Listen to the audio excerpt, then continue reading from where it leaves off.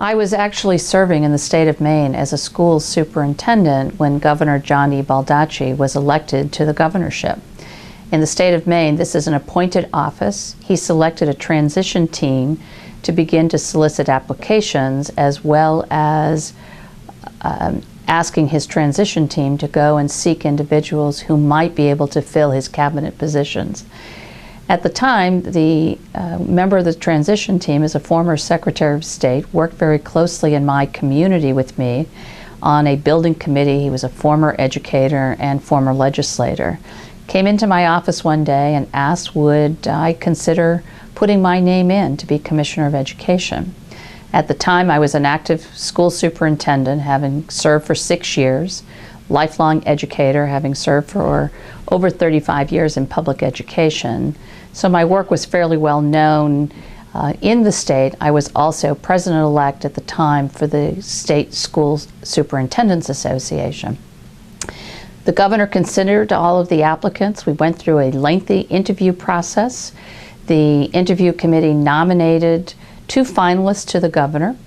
One was an individual who had been very involved politically in state government and the legislature, and myself, who had been a 35-plus year veteran educator, having worked in a variety of roles. And that is how I ended up being Commissioner of Education. It was directly related, I think, to the year's experience. The governor, in making his selection, wanted someone who knew the educational system, was well known throughout the state of Maine. As Commissioner of Education, I have responsibility for all of K through 12 education. That includes setting state standards, the assessment systems, working for career technical education, all of the programs within our K-12 schools. I also have responsibility in relationship to higher education. I serve on the Board of Trustees for our state university system, community college system, and we also have a maritime program. And so those are key linkages from K-12 to higher education. I work very closely with the governor in budget preparations. The Department of Education is the second largest budget in all of Maine state government. We represent over 40% of the costs to the taxpayers in state budgeting, and so that takes a great deal of our work. My job also requires that I work very closely with the state legislature and the governor's office in introducing new legislation for the education community. We work with the Education Committee, which has jurisdiction over our department, and we also work closely with the State Board of Education here in Maine. The State Board has key policy requirements in the area of certification, school facilities, and I'm the ex officio secretary. So I literally have 3 bosses: the governor, the legislature, and the State Board of Education, in championing and leading a vision for all of Maine's public school students. I also have responsibilities for adult education in our state. And in Maine, our state is quite unique and different. We have island schools, we have rural education, we have urban education, and we have education in the unorganized territories. 10 million acres of non-organized townships, and the department runs schools in the unorganized territories for about 1,200 students. Our days are very varied, very explicit, as we cover all of the requirements of public education.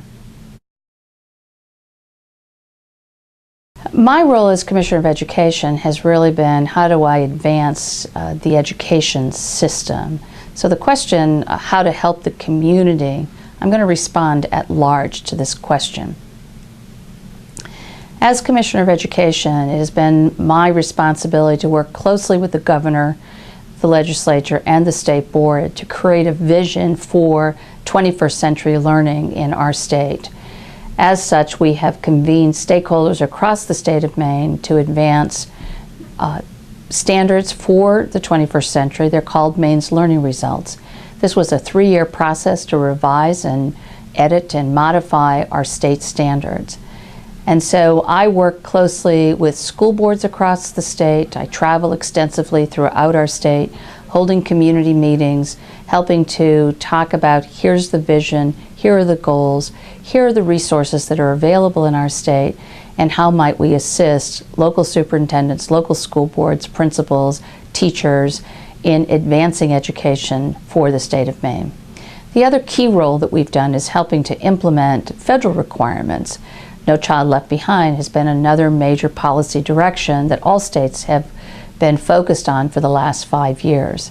And so as Commissioner of Education, I work closely with Washington in providing recommendations for policy changes to No Child Left Behind and helping our local communities identify what do they know about their students, what might they do differently to raise student achievement and to help our children in the state of Maine thrive. The state of Maine does not have prescribed requirements for commissioner positions. My background as a teacher, principal, central office administrator, and ultimately a superintendent were qualities that Governor Baldacci was looking for in an education commissioner. So I think an individual really has to look at what are those appointed positions they might like to pursue. In my case, clearly it was education, and so I have a bachelor's degree in education, I have a master's degree in education, and extensive graduate studies in education that really did prepare me to be able to lead not only a K-12 system, but to be able to provide the linkages to higher education to ensure that the state of Maine had a pre-K-20 system in place.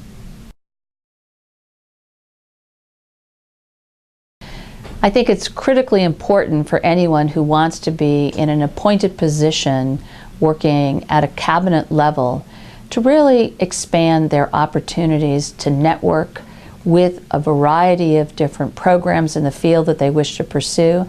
In my case, I had extensive development over a 35-plus year career. I was able to have worked in elementary education, middle school, high school, worked with higher education, also had a chance to work at the state level with our Superintendent Association.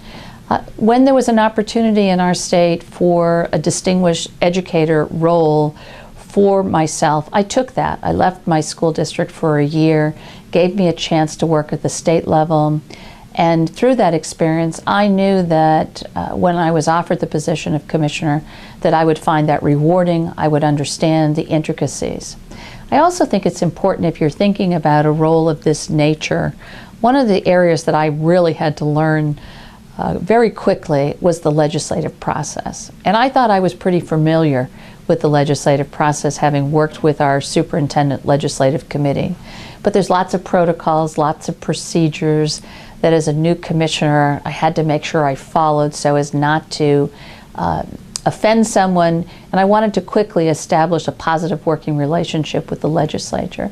So I think it's important to reach out, have experiences in informal and formal ways with the type of position you might like to explore.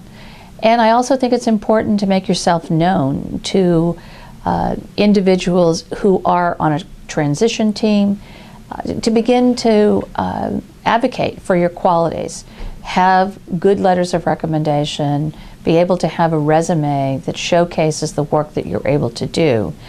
And I also think it's important to keep pursuing, keep pushing. In my own case, as I tried to break through the glass ceiling, it took me 6 times to become a superintendent of schools. But once I was there, it was very rewarding, and I was able to learn from each of those experiences. So never give up, keep trying, and an opportunity will present itself.